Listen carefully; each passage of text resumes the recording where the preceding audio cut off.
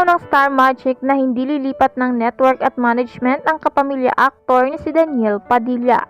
Ayon sa post ng entertainment news correspondent ng ABS-CBN Integrated News na si MJ Felipe sa ex-dating Twitter, nakatakda muling pumirma ang anak ni Carla Estrada sa ABS-CBN at gayon din sa talent management ng kapamilyas na Star Magic. Ayon kay MJ, according to Star Magic, Daniel Padilla is scheduled to sign his network contract renewal next month with ABS-CBN and will still remain with Star Magic. This contrary to rumors circulating that the actor is allegedly leaving Star Magic, is looking for new talent agency, and Star Magic is allegedly not renewing him as their talent.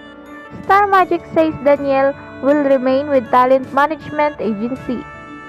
Matatanda ang huling pumirma ng kontrata si Daniel bilang kapamilya noong January 15, 2020 kung saan sabay pa silang pumirma ng ex-girlfriend niyang si Catherine Bernardo. Recently nga ay naging laman ng iba't ibang blind items ang tungkol sa dalawang kapamilya A-listers na balak daw lumipat ng management.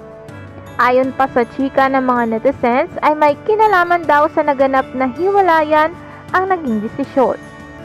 Siyempre nahulaan agad ng netizens at fans ang mga nasabing blind items kaya lumaki pa at mas pinag-usapan ang tungkol sa lipatan issue. Dahil si Daniel lang ang kinumpirma ng Star Magic na muling pipirma ng kontrata, ay mas lalong umingay naman ang chika na mukhang lilipat na nga ng management si Catherine Bernardo.